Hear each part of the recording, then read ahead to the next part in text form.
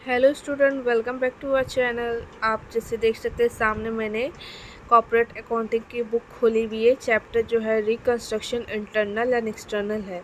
तो आज मैं इस चैप्टर को आपको बताऊंगी और साथ साथ मेरे जो ये नोट्स हैं ये भी है। And firstly I am sorry for the messy note, but मैं आपको बता दूंगी, आप लिख लीजिएगा अपने से। तो चलिए स्टार्ट करते हैं।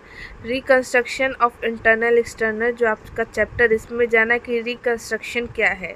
सबसे पहले हम इंटरनल रिकंस्ट्रक्शन की बात करेंगे। इंटरनल रिकंस्ट्रक्शन वो है जब कोई कंपनी बंद नहीं होती है, कोई कंपनी लिक्विडेट भी नहीं होती है, बस कंपनी को रीऑर्गेनाइज किया जा सकता है।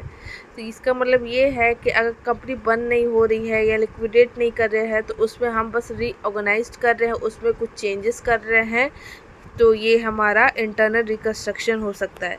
बट आप यहाँ पे देख सकते हैं, यहाँ पे लिखा हुआ है साफ साफ, if reconstruction is place with the liquidation it is called external reconstruction. अगर रिकंस्ट्रक्शन है वो प्लेस कर देगा लिक्विडेशन के साथ तो उसको एक्सटर्नल रिकंस्ट्रक्शन बोला जाएगा। तो ये भी आपको दोनों डेफिनेशन क्लियर हो गया होगा।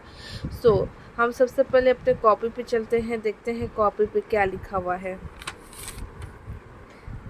यहाँ पे देख सकते हैं कि लिखा हुआ है कि सेक्शन 66 के according of the company act 2013 बताया गया है कि कंपनी कैसे रीऑर्गेनाइज्ड होगी। हमें कैसे मालूम चलेगा कि कंपनी रीऑर्गेनाइज्ड हो रही है।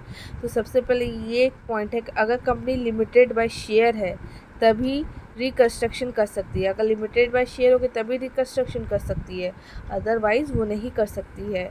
तीसरा है लिमिटेड बाय गारंटी नहीं कर सकती है। ठीक है, बस लिमिटेड बाय शेयर होगा तो कर सकती है, लिमिटेड बाय गारंटी होगा तो नहीं कर सकती है।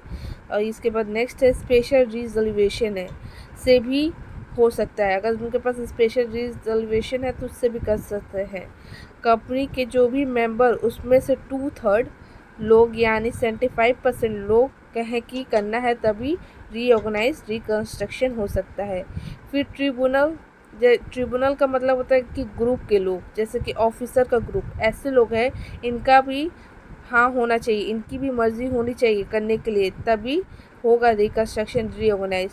और चौथा है जब रिकंस्ट्रक्शन करते हैं तब डिबेंचर होल्डर की भी मर्जी होनी चाहिए। जब हम रिकंस्ट्रक्शन करेंगे ना तो विदाउट डिबेंचर होल्डर के हम राइट के हम नहीं कर सकते। तो ये सारे पॉइंट है कि हमें पता चलेगा कि कैसे हम रीऑर्गेनाइज कर लेंगे। आप देख लीजिए, लिख लीजिएगा, वीडियो पॉज करके आप आराम से लिख लीजिएगा। इसके बाद है लास्ट में यहाँ पे दिया है ऑर्डिनरी रिजोल्यूशन से नहीं होता है। जो ऑर्डिनरी रिजोल्यूशन होता है उससे नहीं होता है। लिमिटेड बाय गारंटी का मतलब होता है अगर कंपनी लिक्विडेट होगी तो 2 करोड़ देगी। ठीक है, ये हमारा है। इसके बाद हम यहाँ पे बुक में आ जाते हैं। यहाँ पे लिखा हुआ है मेथड क्या है, method of reconstruction in capital है।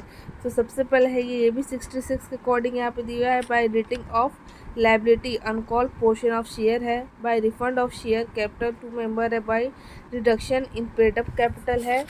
एंड नेक्स्ट है हमारा by rating of liability of uncalled portion of share है। तो ये सारी चीज़ें हमें याद करनी होगी, तभी हम क्वेश्चन आगे लगा पाएंगे।